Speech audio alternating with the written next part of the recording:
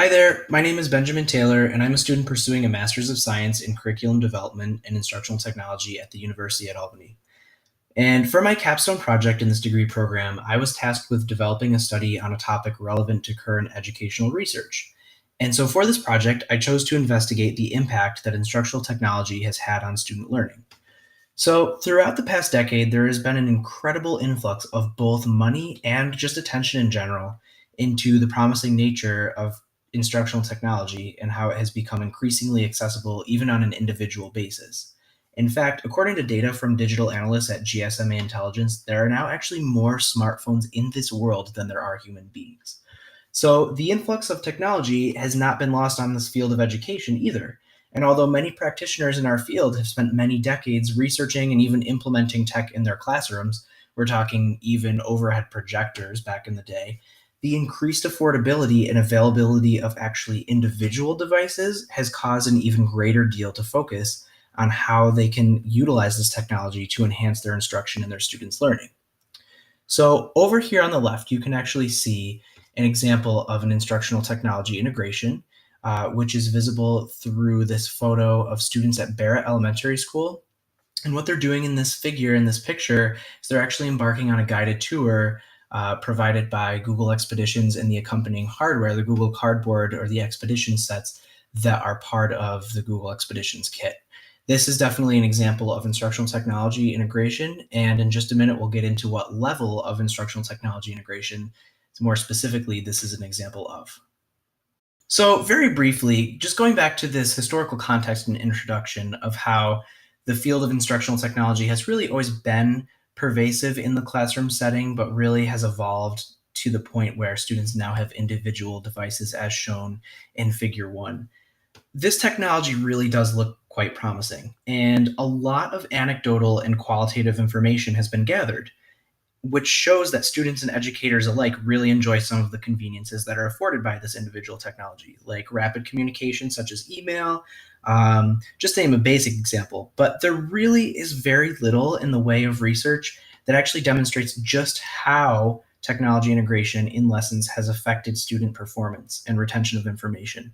So this study will actually aim to take a look at that and quantitatively show, if at all, advanced technology integration at the redefinition level, which we'll discuss in just a second, is actually affecting student performance and experience in the classroom. So for this reason, the purpose of the study is to do just that, to produce quantitative data which shows how students who are exposed to technology integrated lessons perform on the same assessment versus those students who receive a lesson on the same content, but without any instructional technology intervention. So the resulting research question, which is going to guide this study, is as follows. How does student learning performance based on a lesson which integrates technology at the redefinition level of the SAMR model compare with outcomes from the same lesson with no tech integration at all? So in order to adequately go about answering this question, it's important to establish a standard in terms of what constitutes technology integration.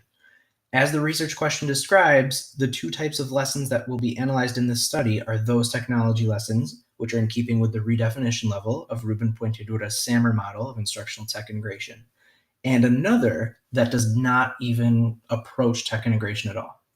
So essentially, technology integration at the redefinition level is that which, thanks to technology, allows students to make discoveries and connections in a given learning content area that they would not be able to if that technology did not exist.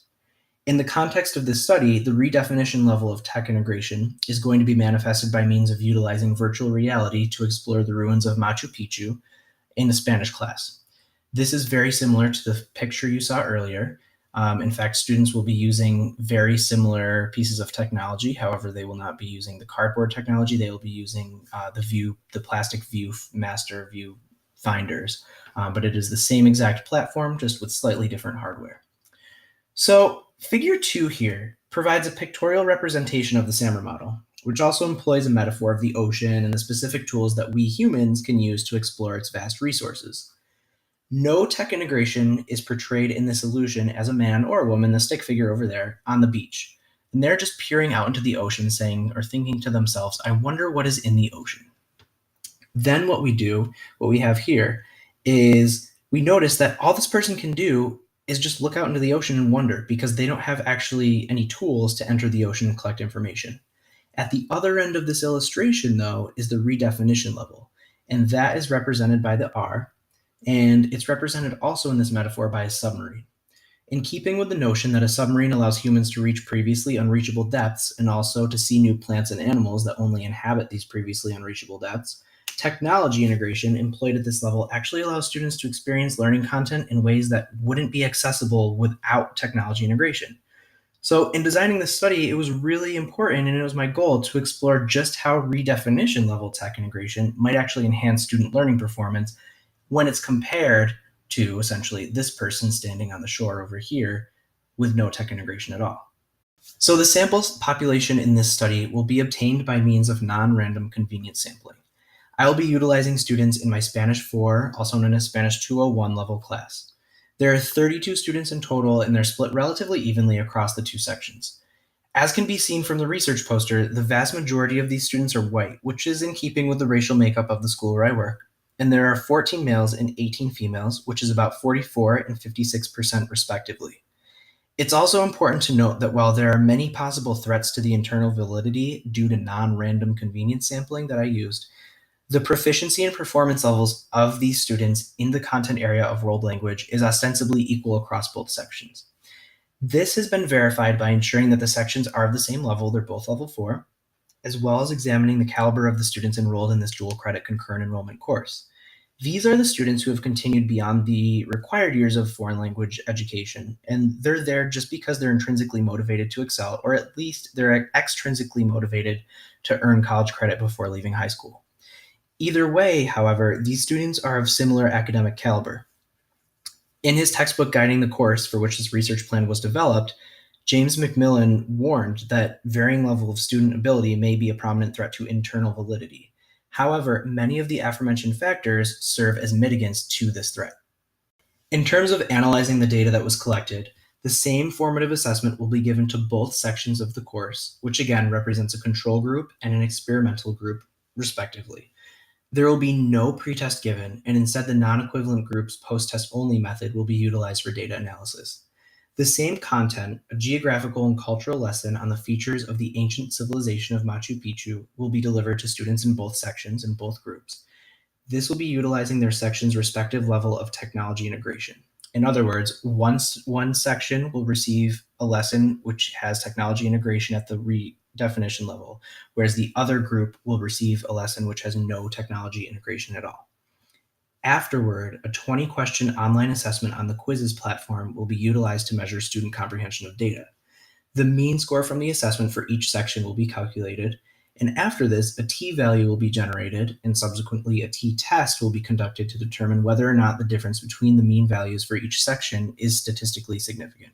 In other words, the t-test will hopefully reveal whether or not the intervention of the virtual reality tour, in other words, the redefinition level of tech integration, actually had an impact on student learning performance. What are important to mention also when discussing this study are the limitations. And this was brought up earlier with the mention of the threats to internal validity that James Macmillan described in his text, such as differences in student ability, as well as the fact that even though great care has been taken to eliminate as many of these threats as possible and kind of level a playing field, so to speak, the sample size of 32 is still quite small.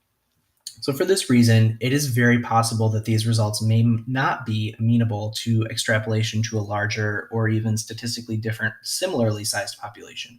For example, I teach in a rural district where, as can be shown by the sample population, part of this poster is not very racially diverse. If the experimental design of this study were to take place in maybe an urban school, an urban educational environment, even of the same size, but in a different environment, the results may be completely different. As is well known in the field of educational research, a great multitude of factors affect student performance on a daily basis. So this could skew results in a certain direction and may lead to a great deal of variability of these results, even, again, as I mentioned, if the same experimental design were to be transplanted to a different place. However, it was my hope with this study that the benefits of instructional technology could not just be talked about on an anecdotal level, but rather be described in a manner that was based on both professional anecdotal experience and quantitative data, which might support those claims. If you have any questions about this study, please feel free to contact me via email at btaylor@candercs.org. I'd really love to hear about your experience on this topic and possibly gain any insight you might be able to provide. Thank you for your time.